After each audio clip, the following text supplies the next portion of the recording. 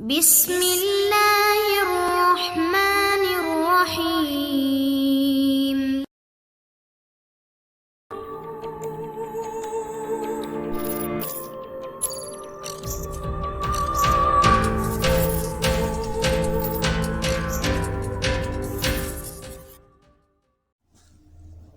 السلام علیکم دوستو، Imran series novel foul play by Mazhar claim MA۔ اگر آپ نے ابھی تک ہمارے چینل جاسوسی دنیا کو سبسکرائب نہیں کیا تو سبسکرائب کریں اور بیل آئیکن پر کلک کیجیے۔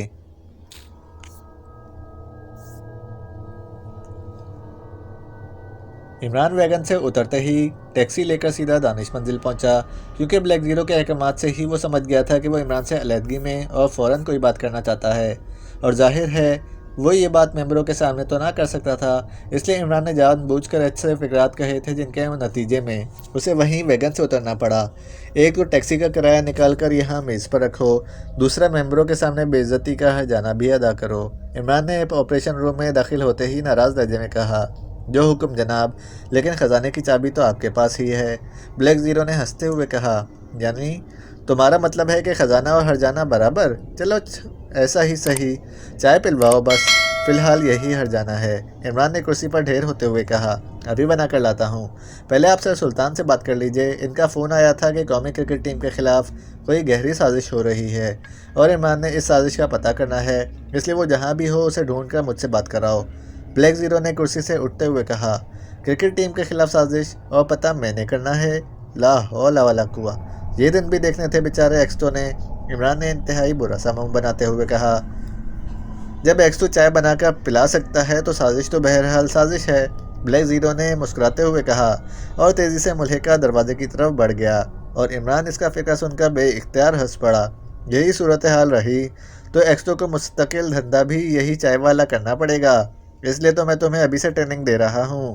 جولیا برتن دھویا کرے گی، تنویر اکھڑ گاہکوں سے رقم وصول کیا کرے گا، اور باقی ممبرز گاہکوں کو چائے سرو کیا کریں گے، اور دکان پر لکھا ہوا ہوگا، Pakeshia secret service tea house, proprietor X two. Imran نے اونچی آواز میں کہا اور دروازہ کراس کرتے ہوئے بلیک زیرو کا کہا نکل گیا۔ عمران نے ٹیلی فون کا ریسیور اٹھایا اور سر سلطان کے نمبر گھمانے شروع کر دیے۔ سلطان اسپیکنگ۔ رابطہ قائم ہوتے ہی دوسری طرف سر سلطان کی آواز سنائی دی، میں نے سنا ہے آپ وزارت خارجہ چھوڑ کر اب وزارت کھیل کے سیکرٹری بن گئے ہیں، چلو اچھا ہوا، کم از کم میچز کے فری پاس تو آسانی سے مل جایا کریں گے۔ عمران نے کہا، او عمران بیٹے، تمہیں بلیک زیرو نے تفصیل تو بتا دی ہوگی، دراصل یہ کوئی سرکاری کیس نہیں ہے۔ پاکیشیا قومی کرکٹ ٹیم کا مینیجر اور کوچ اسرار احمد رشتے میں میرا بھتیجا لگتا ہے، وہ بڑا پریشان ہو کر میرے پاس پہنچا۔ میں نے تو اسے ٹالنے کی بے حد کوشش کی، لیکن اس کی حالت بتا رہی تھی کہ اگر اس کے ذہن کے مطابق قومی ٹیم کے خلاف ہونے والی سازش کا خاتمہ نہ کیا گیا تو پورا ملک تہو بالا ہو جائے گا، اس لیے مجبوراً میں نے تمہیں فون کیا، تم ہی اب میرے گلے سے یہ ہڈی نکال سکتے ہو، سر سلطان نے کہا، اور عمران ان کا آخری فقرہ سن کر بے اختیار ہنس پڑا۔ ٹھیک ہے، اب آپ تو بن گئے بوڑھے شیر کے گلے میں ہڈی پھنسا بیٹھے اور مجھے بتا دیا اس کی لمبی چونچ ڈال کر میں ہڈی نکالنے لگوں اور آپ اطمینان سے منہ بند کر لیں، یہی بات ہے نا؟ عمران نے ہنستے ہوئے کہا۔ اس نے بچوں کی مشہور کہانی بوڑھے شیر کا حوالہ دیتے ہوئے کہا، اور سر سلطان بھی اس کی بات سن کر بے اختیار ہنس پڑے۔ تم سے بھی خدا بچائے، کہاں کی بات کہاں لے جاتے ہو، میں نے تو محاورتاً کہہ دیا تھا، سر سلطان نے ہنستے ہوئے کہا۔ ہاں، بوڑھا شیر بھی تو محاورہ کی ہی یاد رہتا ہے بیچارے سارس کو، لیکن یہ سازش کیا ہے جس سے ملک بحران کی زد میں آ رہا ہے؟ عمران نے ہنستے ہوئے کہا، سازش کیا ہونی ہے، اسرار احمد کے ذہن کا خیال ہے قومی ٹیم کے 2 کھلاڑیوں نے اچانک گریٹ لینڈ کے دورے پر جانے سے انکار کر دیا ہے، اور اسرار احمد کا دماغ خراب ہو گیا ہے، وہ کہہ رہا ہے کہ بڑی گہری سازش ہے۔ کیا کہہ رہے ہیں آپ؟ 2 کھلاڑیوں نے گریٹ لینڈ کے دورے پر جانے سے انکار کر دیا ہے؟ کس نے؟ دو نام تو لے رہا تھا، مجھے پوری طرح یاد تو نہیں، ایک بولر تھا، کیا نام تھا، افشار تو نہیں؟ عمران نے ٹھوس لہجے میں کہا، ہاں افشار، بالکل یہی نام تھا، اور دوسرا وہ بیٹسمین بتا رہا تھا، ہاں یاد آ گیا، ارشد نام بتا رہا تھا۔ سر سلطان نے کہا، اوہ، یہ تو واقعی کوئی سازش لگتی ہے، اگر یہ دونوں نہیں کھیلیں گے تو پھر ٹیم کا تو وہاں بڑا برا حشر ہوگا، لیکن انہوں نے نہ کھیلنے کی کوئی وجہ تو بتائی ہوگی؟ اسرار احمد کے مطابق وجہ بھی کوئی نہیں، بس اچانک انہوں نے انکار کر دیا۔ حالانکہ ٹیم کے جانے میں صرف چند دن رہ گئے ہیں، لیکن تمہاری سنجیدگی بتا رہی ہے کہ اسرار احمد کا خیال درست ہے۔ بالکل درست ہے۔ آپ کو کرکٹ کے کھیل سے دلچسپی نہیں ہے، اس لیے آپ کو علم ہی نہیں کہ قوم کے کرکٹ کے بارے میں کیا جذبات ہیں۔ یہ تو واقعی ملک میں زبردست بحران آ جائے گا۔ بہرحال ٹھیک ہے، میں ذاتی طور پر اس کی وجہ جاننے کی کوشش کروں گا۔ آپ اسرار احمد کا فون نمبر مجھے دے دیں۔ عمران نے کہا، اور پھر سر سلطان نے جب فون نمبر بتایا تو اس نے خدا حافظ کہہ کر ریسیور رکھ دیا۔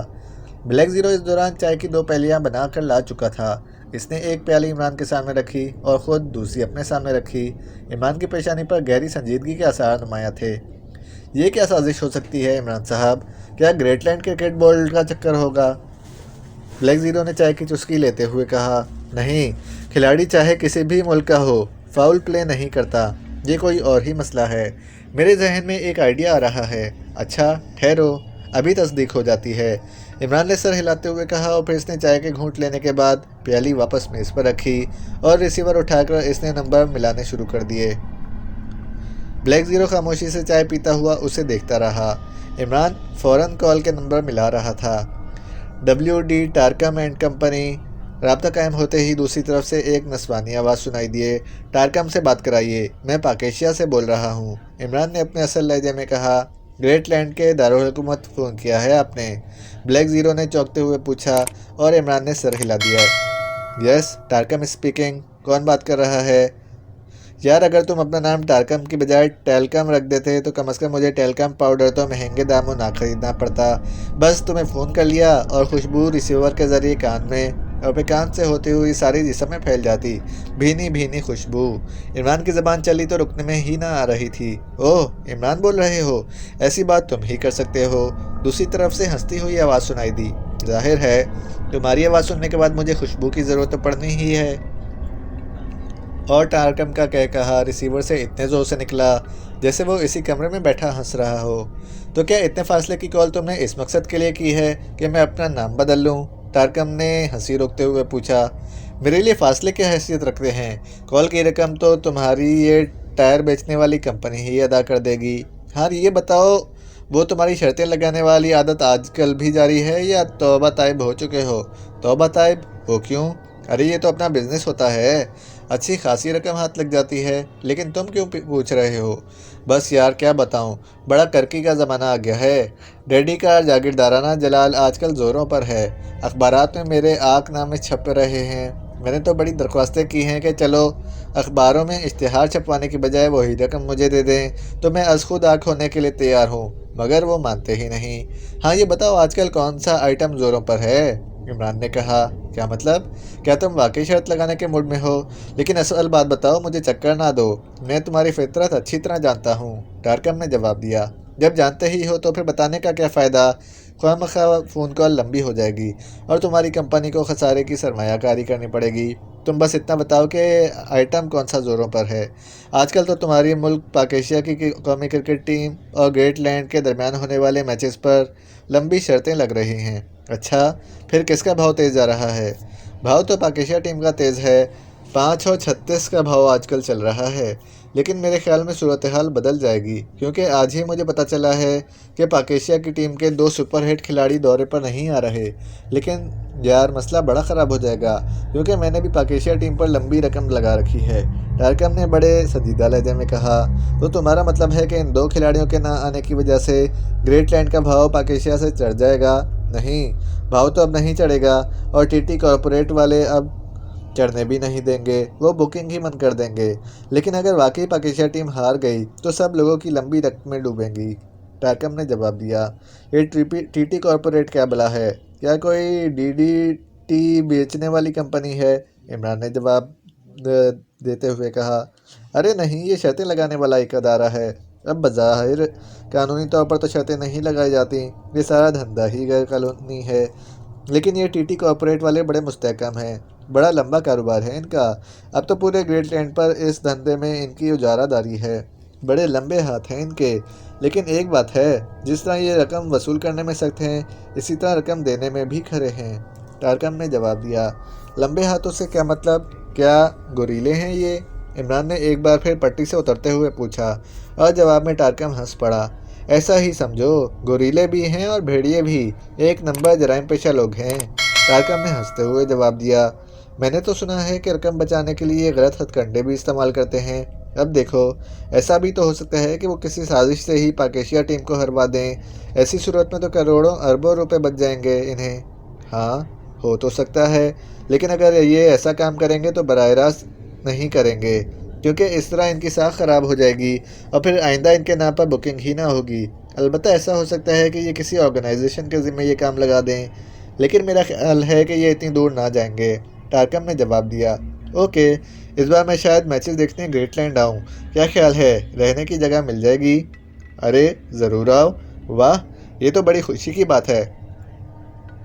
کافی طویل عرصے سے ملاقات نہیں ہوئی، موسٹ ویلکم، ٹارکم نے مسرت بھرے لہجے میں کہا، اور عمران نے آنے کا وعدہ کر کے ریسیور رکھ دیا۔